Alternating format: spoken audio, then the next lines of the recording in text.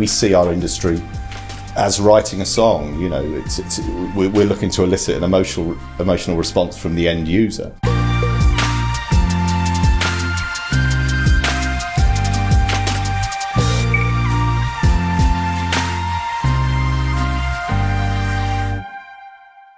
Hey there, ALSD, and welcome to ALSD International. We're very pleased to be joined now by Graham Dimond, Head of Sales for IHS Global Alliance. Graham, thanks so much for joining us this morning. Thank you for having me, Jared. Appreciate you carving out part of your time. Busy schedule with the exhibit hall going on concurrently, so really pleased to have a minute of your time. Graham, wanted to sit down with you very specifically because there are a lot of executives here this week that might not be familiar with who IHS is and really the work that you're doing around the globe. Can you just set that foundation for us and give us sort of the elevator pitch on who you are?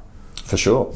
Well, IHS are a 30-year-old Australian company.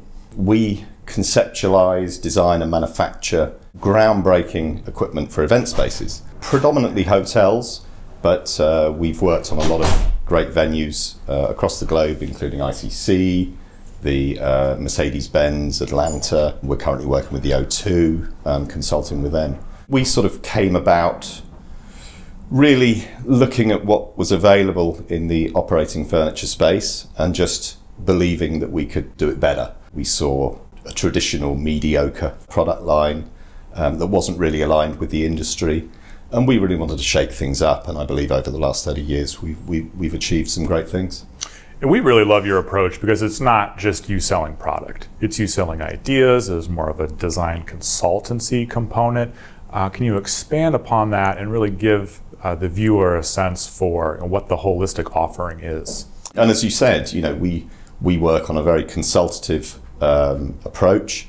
Our founder is a designer.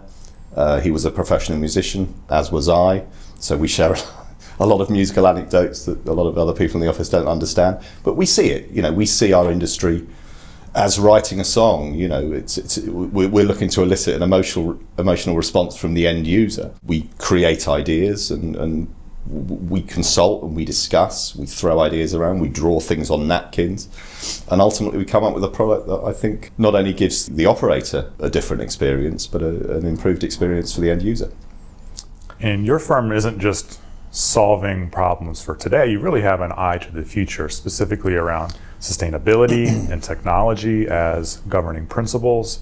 How do you use those governing principles to think about not just today, but have an eye to the future as well? A lot of time is spent sat down throwing ideas around. How could we make things better? At the end of the day, we're consumers as well. I stay in hotels, we attend conferences and events, and we always have an eye as to how we could change things, how can we improve things. We've got a strong focus at the moment on technology, integrating technology into product. We're pioneering revolutionary battery technology into normally mundane items such as conference and seminar tables, so you're not tethered to power. We are introducing battery technology into live cooking stations, enabling you to cook for long periods of time.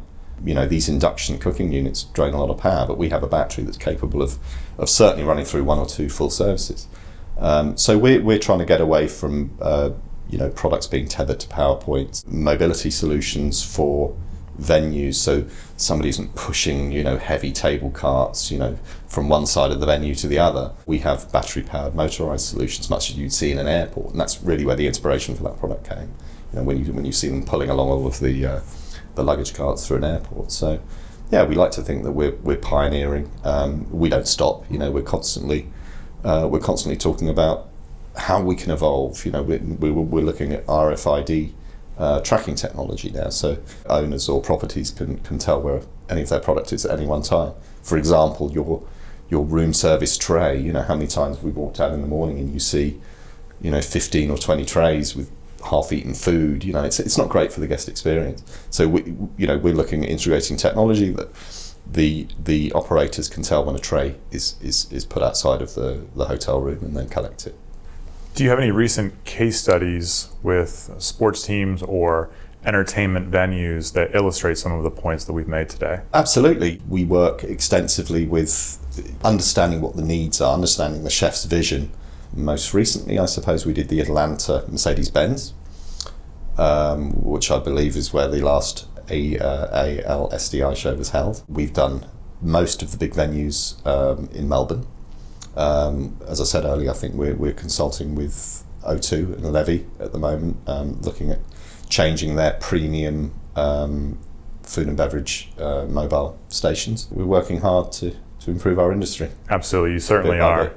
Is there anything that we may have missed as it pertains to the IHS story that's relevant to the sports and entertainment space? What's very clear is, we're tackling a mediocre, traditionally mediocre marketplace and trying to make it better. I believe we're doing that, but we don't stop. As I said, we're always having interesting conversations, changing with our industry. I think that's the thing. I think our industry is fast-paced and constantly evolving, and we have to really be at the top of the curve or ahead of the curve with what we can offer and how we can help. We try to look beyond the spreadsheets.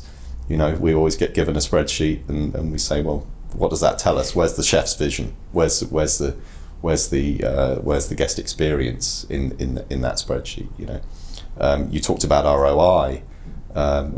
We've done some pretty significant studies, and we have some data that indicates that, for example, if we took a venue that has a 200 conference table setup, with our units, we can save potentially upwards of $2 million in a year in operating costs. Not only with the labour savings, but we pioneered linen-free. So again, sustainability. We don't have all the detergent and linen maintenance costs. So with the linen-free concept and with the labour savings, upwards of $10 million in 5 years. So we are a premium product, but we can actually justify why we don't make any more money than anybody else in the industry, honestly. But we just do it better. We use better component parts. It's better thought out. It's better designed. And ultimately, it gives the operator a better experience and the end user, the guest.